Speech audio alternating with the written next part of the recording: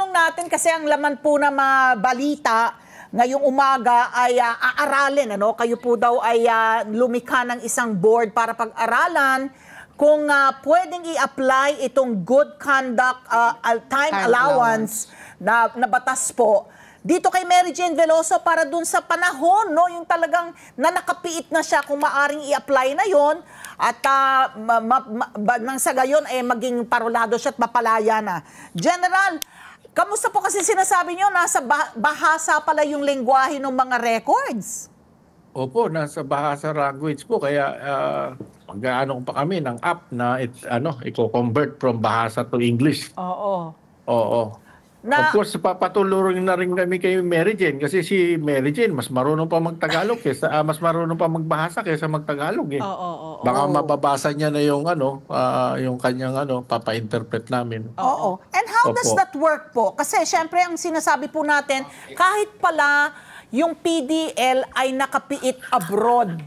So nandoon pa, I don't know kung meron pong provision sa batas o hindi ko alam kung nilalaman yan doon sa revise po kasi yung IRR na nilagdaan po noong December 13, kung mapapasama siya o siya ay magiging eligible, gayong ang time served niya was not here in a local prison facility ng Bucor, kundi po sa ibang bansa. So counted din po yon kahit sa ibang bansa po nagsilbi ng sentence. Ayun po ang pag-aaralan ng board. Kung siyempre parehas lang naman ng serve ng time, 14 years din yun.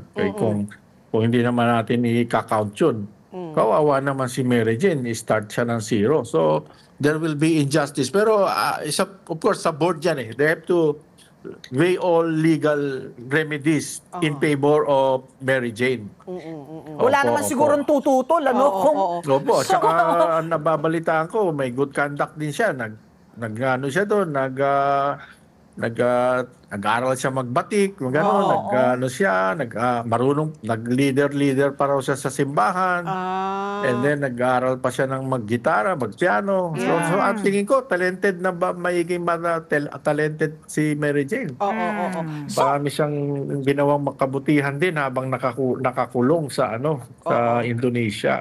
She made herself productive. Ako, General Katapang, gusto ko lang medyo backstory ito, magmamarites ako. Kasama po kasi kayo sa pagsundo kay Mary Jane, no? So lumuwas kayo, pumunta kayo sa Indonesia para sunduin po siya.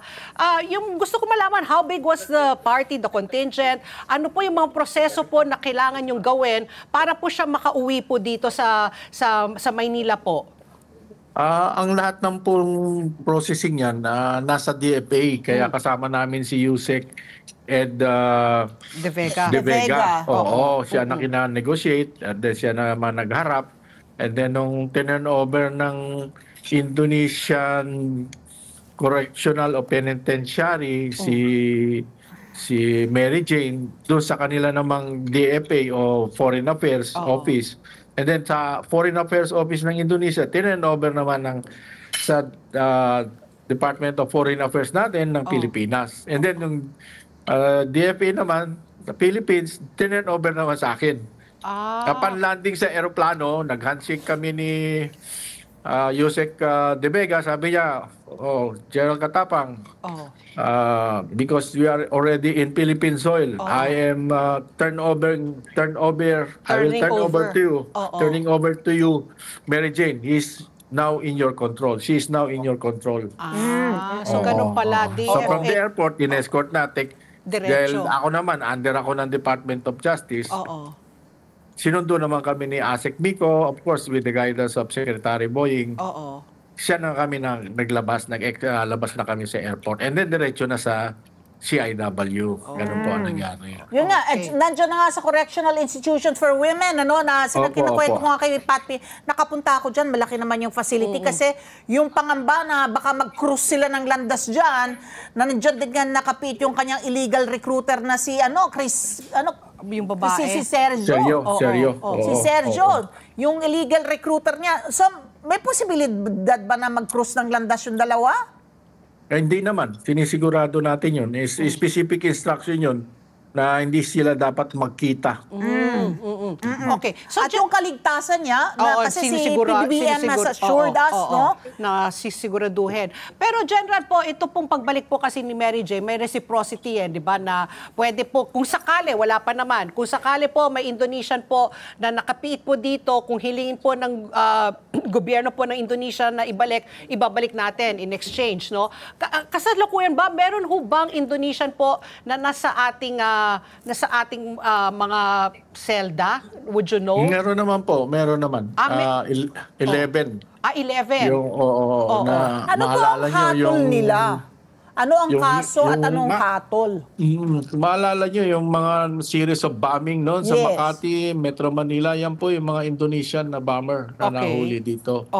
Pero wala po sa level ko yan. Ang inaano ko lang is kung may order sa akin na palayain. Palayain. Kasi meron nangyari rin yan daw Kinikwento May sa akin. president na may nauna ng kaso na ganun. Na hindi na lang na news. Dinala lang sa airport tapos tinake over na rin ng Indonesian government.